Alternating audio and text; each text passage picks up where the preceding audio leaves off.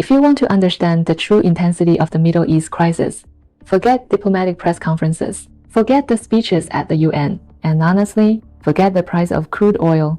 If you want the unvarnished, brutal truth, you have to look at a completely different metric: the shipping manifest and e-commerce ledgers of Chinese merchants. According to emerging data from Chinese think tanks and cross-border trade networks, the crisis stretching from the Red Sea to the Levant isn't just a localized military conflict. It is a systemic unraveling of Western financial and logistical dominance. Today, we are looking at the three hidden realities of the Middle East crisis that global trade data is exposing. Reality number one, the macro financial shockwave, or the unraveling of the petrodollar. For half a century, American financial hegemony has relied on one golden rule: global energy is traded in US dollars. But Chinese macroeconomic analysts are watching a silent revolution happening not with missiles, but in ledgers. The heavy use of US financial sanctions globally has made the global south nervous. Now, the conflict in the Middle East is acting as a massive catalyst for de-dollarization. The data proves it. Chinese cross-border financial institutions are reporting a significant spike in the use of the Cross-Border Interbank Payment System, or CIPS, for Middle Eastern trade. By demonstrating that the US security umbrella is porous, the regional axis of resistance is reducing the incentive for Gulf states to exclusively price their oil in dollars. The unbinding of oil and the dollar is no longer a fringe theory, it is a measurable, data-backed reality. Reality number two, the micro-reality of Israel's economic isolation. While Western media focuses on the Iron Dome and kinetic interceptions, Chinese logistics data reveals a highly successful asymmetric blockade. The Houthi intervention in the Red Sea has completely broken the maritime logistics paradigm. And the ultimate lie detector here is freight rates.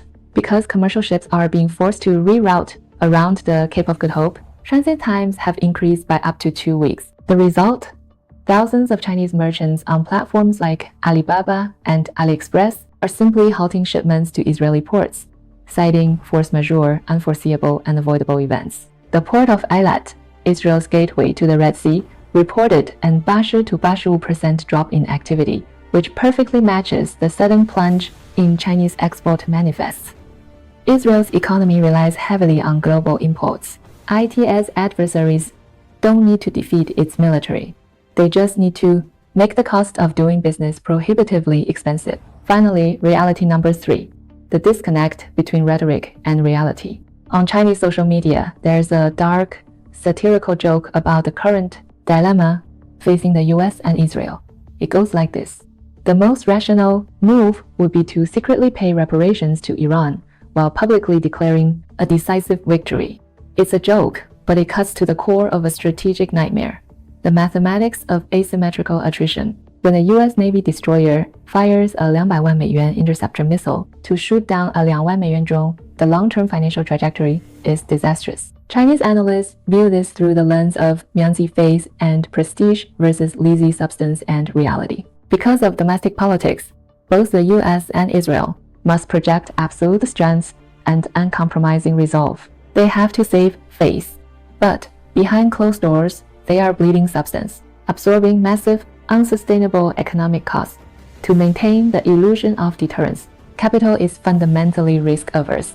Political speeches can be tailored, mainstream narratives can be spun, but international trade data possesses a brutal honesty. Just like wholesale factory orders in China have historically predicted US election outcomes better than polls, shipping anomalies and currency settlements are predicting the reality of Middle Eastern stability.